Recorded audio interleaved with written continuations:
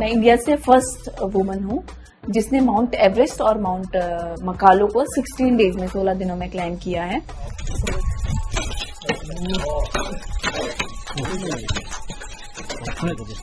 मेरे पापा को हमेशा से एक बेटे की चाहत थी और जहाँ तक मतलब मैं भी एक बेटे की चाहत में ही पैदा हुई और बचपन मुझे हमेशा से यही लगता था कि पापा को जब मैं भी हो गई थी तो उनको फिर भी एक लगता था, हम 4 बहनें थे लेकिन उनको लगता था कि बेटे की कमी उनको महसूस होती थी। बी ऑनेस्ट, मेरे लिए माउंट एवरेस्ट को सक्सेसफुल क्लाइम करने से ज्यादा मेरे लिए जो स्ट्रगल था वो उसके लिए स्पॉन्सरशिप ढूंढना था। उससे बड़ी प्रॉब्लम थी कि स्पॉन्सर नहीं मिल रहे थे। मतलब कोई बच्ची कुछ करना चाहती है, आगे बढ़ना चाहती है, 2000 मेल्स, आप सोच सकते हैं 2000 मेल्स, उसको टाइप करने में, उसको भेजने में, सब चीजों में कितना टाइम लगा हुआ और कितने मानसिक ये उस दौर से गुजर रही होंगी। मुझे बहुत खुशी है इस बात की कि हम ही नहीं, बहुत से लोगों ने इनको बहुत स्पॉन्सरशिप दी और मैं मतलब इन्होंने तो धन्यवाद दिया, पर मैं भी उनको धन्यवाद देता हूँ। हरियाणा की छोरी की तरह अगर उत्तराखंड की नौनियों को भी सरकार सपोर्ट करे तो ये भी बहुत कुछ कर सकती है।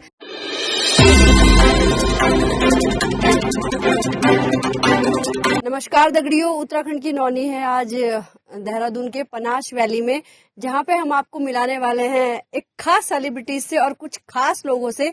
जी हाँ, हाल ही में माउंट एवरेस्ट सबमिट करने वाली सविता कंसवाल जी से हम आपकी मुलाकात करवाते हैं, उनके जीवन के संघर्षों से मिलवाते हैं। तो ये देखिए, सविता कंसवाल जी यहाँ है। सविता कंसवाल जी, सबसे पहले तो आपका उत्तराखंड की नौनी प्लेटफॉर्म पे बहुत बहुत स्वागत है। बहुत बहुत धन्यवाद मैम, आपने मुझे अपने चैनल के माध्यम से आप मेरी बात को दुनिया तक पहुंचा रहे हैं, उसके लिए आपका बहुत बहुत धन्यवाद। हम और सेलिब्रिटीज या अच्छे काम करने वाले कुछ लोग यहाँ पे, उनका भी परिचय कराते हैं। ये उत्तराखंड एसोसिएशन ऑफ सिंगापुर से हैं वीरेंद्र नौटियाल जी, और न्यूज जो एक संस्था है बहुत ही अच्छा काम कर रही है, उसकी डायरेक्टर हेमा रावत जी भी हमारे साथ हैं। तो सभी ने मिलकर जो है सविता को सपोर्ट किया, उसका साथ दिया। तो हम सविता से शुरुआत करते हैं और फिर आएंगे सभी पे क्या कुछ रहा सफर।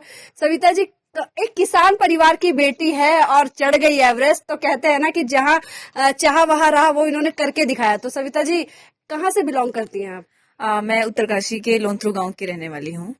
आपके पापा खेती किसानी करते हैं? जी जी। अच्छा। हाँ तो जी। ये जो आपका जज्बा था, मतलब बचपन से ही था या फिर कुछ उम्र के साथ साथ? बचपन से ही था, क्योंकि मैं एक बहुत ही नॉर्मल परिवार से बिलोंग करती हूँ और नॉर्मल फैमिली हर छोटी छोटी चीजों के लिए स्ट्रगल करती है। तो मैंने भी वो स्ट्रगल किया और बेसिकली हम बहनें हैं, 4 बहनें हैं और मेरे पापा को हमेशा से एक बेटे की चाहत थी और जहाँ तक मतलब मैं भी एक बेटे की चाहत में ही पैदा हुई और बचपन मुझे हमेशा से यही लगता था कि पापा को जब मैं भी हो गई थी तो उनको फिर भी एक लगता था, हम 4 बहनें थे लेकिन उनको लगता था कि बेटे की कमी उनको महसूस होती थी और वो चीज मुझे बहुत खलती थी कि क्यों मेरे पापा को एक मतलब 4 बेटियों के होते हुए भी उनको एक बेटे की चाहत है। और वो शायद उनकी कमी नहीं थी, क्योंकि एक वो ऐसे ही पुरुष प्रधान समाज में रहते हैं जो उनको लगता था कि ये एक जरूरी है। और उसी चीज के कारण मुझे बचपन से ही था कि मुझे कुछ भी करना है, किसी भी फील्ड में जाके मुझे प्रूफ करना है कि ऐसा जरूरी नहीं है कि लड़के ही सब कुछ कर सकते हैं, लड़कियां भी कर सकती है। एंड मुझे माउंटेनियरिंग का जो जरिया मिला, उस रास्ते से मैंने ये कोशिश करी अपने आप को प्रूफ करने की समाज में कि बेटियां और बेटे बराबर हैं और हर कोई सब कुछ कर सकता है। क्या बात है, मतलब बचपन से दृढ़ इच्छा इनके मन में थी। वाकई में बेटियां, मुझे लगता है हम तो बेटी है कहेंगे भी, बेटों से ज्यादा कुछ तरक्की कर रही हैं, काफी कुछ आगे बढ़ रही हैं आजकल के टाइम में। तो ऐसी भावना मन में नहीं आनी चाहिए। खैर, अब हम बात करते हैं, आपने कितनी तारीख को अपना माउंट एवरेस्ट सबमिट किया? जी, मैंने 12 मई 2022 को माउंट एवरेस्ट, दुनिया की सबसे ऊंची चोटी माउंट एवरेस्ट को 9 बजे मैंने सक्सेसफुली क्लाइम किया और उसके 16 दिन बाद मैंने 28 मई को माउंट मकालू, जो कि दुनिया की 5वीं सबसे ऊंची चोटी है, वो मैंने सक्सेसफुली क्लाइम किया था।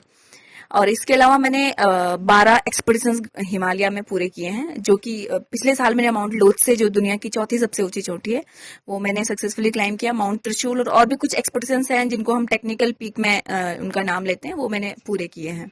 आपके जीवन के संघर्षों पे आया जाए या फिर आपका माउंट एवरेस्ट सबमिट करने के संघर्षों पे आया जाए, तो कितना मुश्किल था ये? माउंट एवरेस्ट के संघर्षों की अगर मैं बात करूं तो बी ऑनेस्ट, मेरे लिए माउंट एवरेस्ट को सक्सेसफुल क्लाइम करने से ज्यादा मेरे लिए जो स्ट्रगल था वो उसके लिए स्पॉन्सरशिप ढूंढना था, क्योंकि मुझे बहुत सारे चैलेंजेस उसमें लगे। मुझे एवरेस्ट करना जब मैं क्लाइम कर रही थी तो वो इजी लगा और स्पॉन्सरशिप ढूंढना मेरे लिए बहुत मुश्किल था। एंड मैंने कम से कम 2000 कंपनियों को मेल किए थे, लेकिन कहीं से कोई रिप्लाई नहीं आ रहा था। और मेरी शायद किस्मत अच्छी थी कि मुझे सर जैसे लोग मिले, मैम जैसे लोग मिले, एंड काफी लोगों ने मेरी हेल्प करी। राज भट्ट सर हैं उत्तराखंड के, उन्होंने मेरी हेल्प करी। सर हैं न्यूज संस्था से, और उत्तराखंड सिंगापुर एसोसिएशन ने मुझे सपोर्ट किया, काफी लोगों ने मुझे सपोर्ट किया। तो ऑफ कोर्स वहां पे जब क्लाइंबिंग होती है तो वहां पे तो जो चैलेंजेस रहते हैं, जो डिफिकल्टीज रहती है, वो तो अलग ही थी, बिकॉज ऐसी हाइट है जिसको हम डेथ जोन बोलते हैं। वहां पे खाना नहीं खाया जाता है, पानी नहीं पिया जाता है, नींद नहीं आती है। छोटे छोटे स्ट्रगल भी अपने आप में बड़े बड़े स्ट्रगल, छोटी छोटी जो काम होते हैं वो अपने आप में बड़े बड़े स्ट्रगल बन जाते हैं। तो वो एक अलग एक्सपीरियंस था, बट उससे ज्यादा मुश्किल मेरे लिए स्पॉन्सरशिप ढूंढना था। सविता ने बहुत ही भावुक करने वाली बात बोल दी। ये मौत के मुंह से वापस आना कहेंगे कि ऐसी सिचुएशन में वहां पे रही, लेकिन उससे बड़ी प्रॉब्लम थी कि स्पॉन्सर नहीं मिल रहे थे। मतलब कोई बच्ची कुछ करना चाहती है, आगे बढ़ना चाहती है, 2000 मेल्स, आप सोच सकते हैं 2000 मेल्स, उसको टाइप करने में, उसको भेजने में, सब चीजों में कितना टाइम लगा हुआ और कितने मानसिक ये उस दौर से गुजर रही होंगी, कितनी परेशान होंगी मानसिक रूप से। और ऐसे लोग उन्हें मिल गए बाई चांस। कई लड़कियां ऐसी भी होंगी हमारे उत्तराखंड में जिन्हें शायद ऐसे स्पॉन्सर, ऐसे लोग नहीं मिल पाते होंगे। तो सरकार से आपकी कुछ उम्मीद रही थी कि या इसके बाद सरकार ने आपको कुछ एप्रिसिएशन दिया?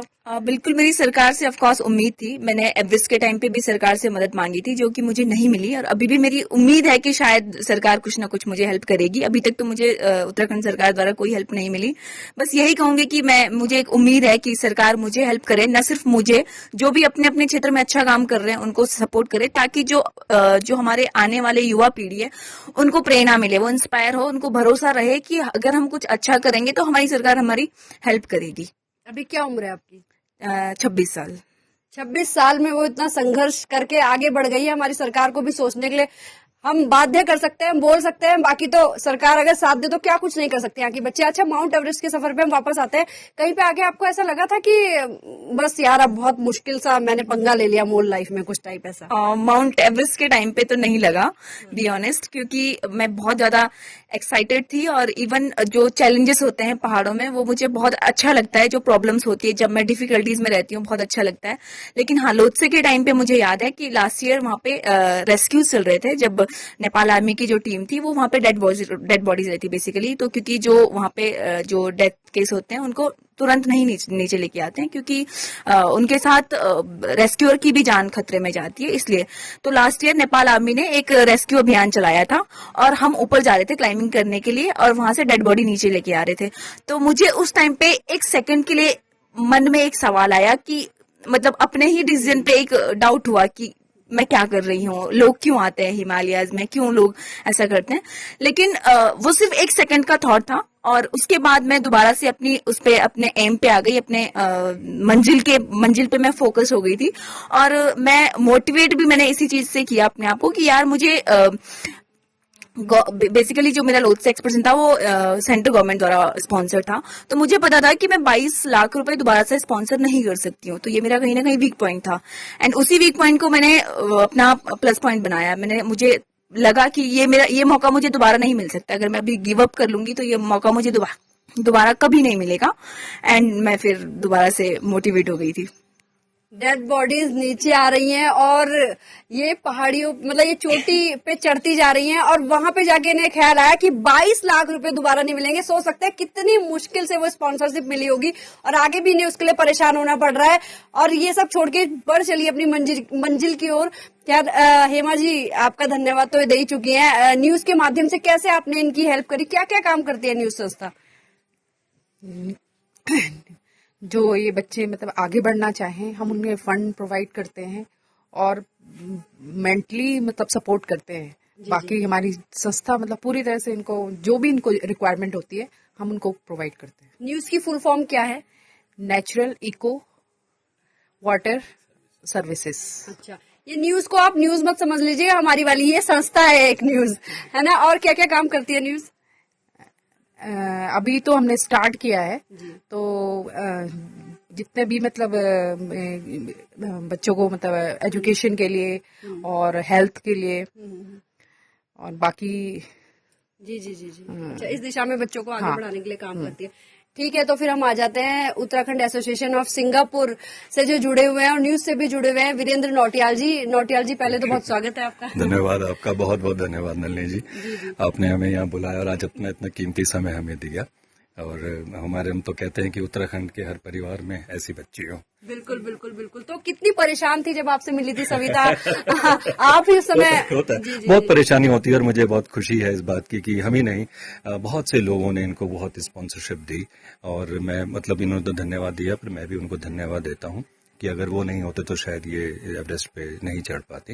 ये एक बहुत टफ डिसीजन होता है जिंदगी का, ये बहुत टफ सिचुएशन होती है एक उस पर्वतारोही के लिए, क्योंकि मैं खुद में भी एक माउंटेनियर हूँ और मैंने भी निम से कोर्स किए हुए हैं कि एक मुझे पहुंचना है, और जो भी हम लोग होता है कि भाई Everest is the last, like एक जिसको एक आपका एक ड्रीम होता है, तो उस पर जब ये चलते हैं बच्चे या कोई भी पर्वतारोही चलता है तो चाहता है कि जितना हो सके उसको सपोर्ट मिले।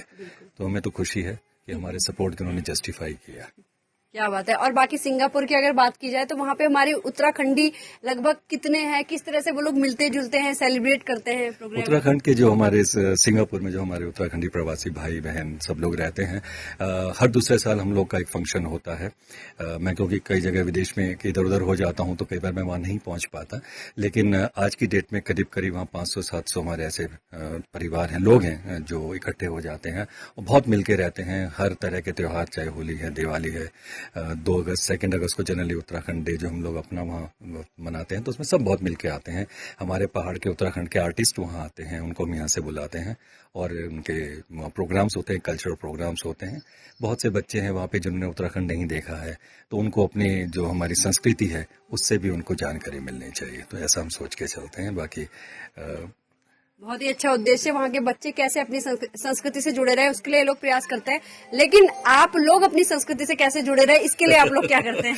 वो हम अपनी संस्कृति से जुड़े रहे तो उसके लिए हमें सबसे पहले अपनी बोली भाषा बोलते हैं हम लोग जितना हो सके मैक्सिमम।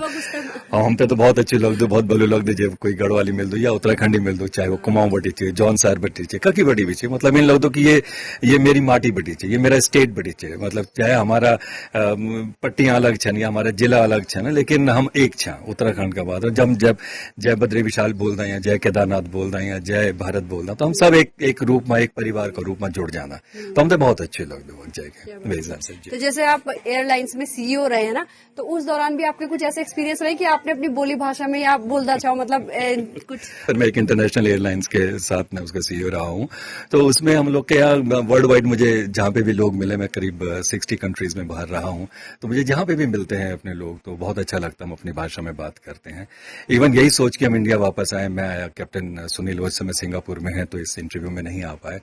हमारा यही रहता है, हम लोग जो न्यूज के माध्यम से टिहरी लेक के ऊपर कुछ काम करना चाहते हैं या उत्तराखंड के अंदर ऋषिकेश के आसपास कुछ करना चाहते हैं, जिसमें हम बोट्स चलाएं, बोट्स में कुछ अच्छे मतलब जो high class high and tourist हैं उनको लेकर के आए। उत्तराखंड के अंदर बहुत सी ऐसी चीजें हैं कि जहाँ नॉन पोल्यूशन, नो इमर्शन की वजह से ऐसा रहे कि जिसमें कोई आपकी किनिया की नदियां, नहरें और जो लेक्स हैं वो प्रॉपरली बची रहें, लोग यहाँ आए। ये देव स्थान भी है, लेकिन एक टूरिज्म के लिए जैसे हमारे सरकार कर ही रही है बहुत कुछ इसके लिए, लेकिन वो एक स्पॉट जो है हमारे खाली टिहरी पे इस समय फोकस है, लेकिन टिहरी ऐसे बहुत सी अलग अलग जगह हैं कि जहाँ पे बनना चाहिए, उठना चाहिए और उत्तराखंड को और प्रॉस्पर होना चाहिए। मतलब हम लोग मेहनती हैं, दुनिया के किसी भी कोने में आप चले जाएं उत्तराखंड के लोग मिलते हैं, लेकिन मैं ये भी चाहता हूँ कि अब बहुत क्वालिटी क्लाइंट्स यहाँ आना शुरू हो।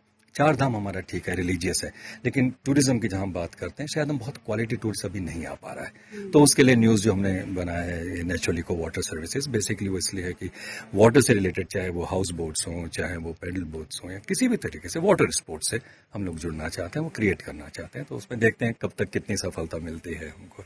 बहुत अच्छी बात। बाकी उत्तराखंड की नौनी के माध्यम से भी आपको संदेश दे दिया। धन्यवाद उत्तराखंड की नौनी का। मैं एक चीज और कहना चाहूंगा, सविता जी ने जो एक प्रश्न उठाया, और बल्कि मेरा ये मुझे बड़ा